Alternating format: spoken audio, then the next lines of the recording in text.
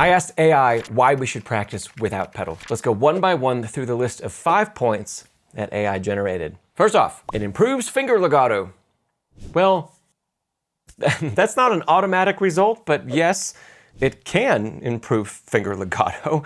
Now, practicing without pedal helps us to really focus on exactly what the playing mechanism is doing and listen to the resultant sound with great focus. Just one caveat, don't practice pedal free to improve finger legato in passages where you shouldn't be employing finger legato in the first place. Now, for students at any level, you can really wonderfully practice your pedal free technique by using repertoire from the Baroque era.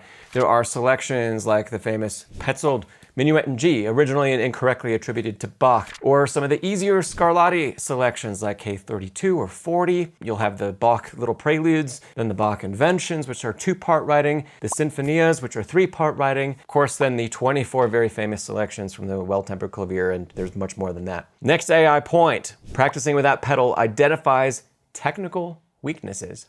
And yes, I'll agree with that to a point. Our greatest desire should be to be able to identify those weaknesses while we incorporate the pedal, but while we're training our ears, getting rid of the pedal can definitely make those weaknesses easier to hear. All right, third one from AI, practicing without the pedal develops better tonal control.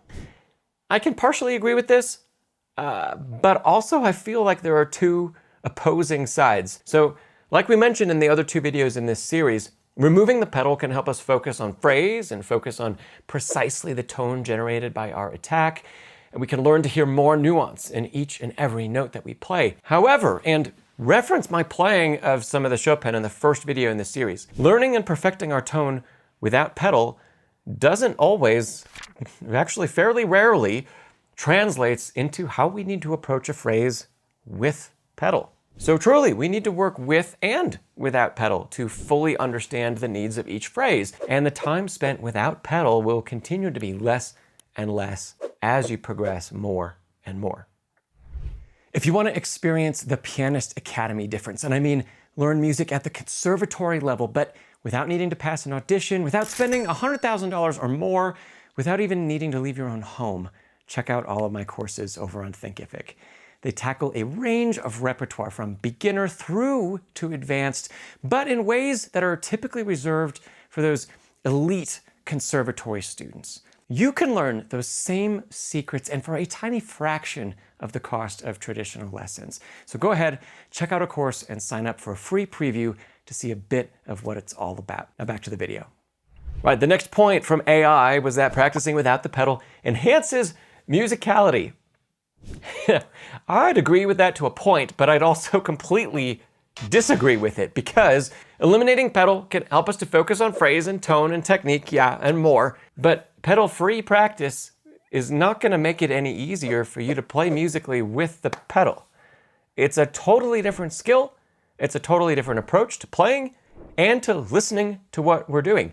Playing musically with the pedal is not guaranteed in any way by practicing without pedal. The pedal just doesn't go down and make everything sound better. It's actually far more likely to destroy everything that you just worked on without pedal. All right, the last point from AI, practicing pedal-free prevents over-reliance on the pedal. Now this one I think is actually pretty great, but I think that because great pedaling is almost never fully on, pedal fully depressed, or fully off. My mentors used to tell me that a concert artist will always be using the pedal.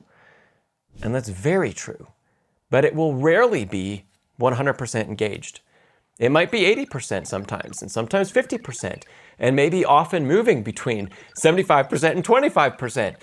But reliance on a 100% depressed pedal is a bad thing. Now, let's never do that. The easiest way to get around that reliance is to learn to play well with no pedal at all. That's why no pedal practice is so often prescribed by teachers.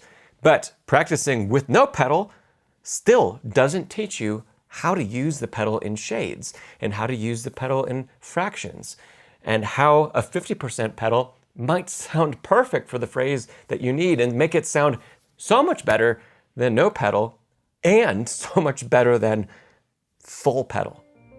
I'm Charles Szczepanek. You've been watching Pianist Academy, where we make elite piano concepts simple to understand. If you missed the other 2 videos in this series about the damper pedal, you can check them out right over here. Practice smarter, not harder, and I'll see you next time.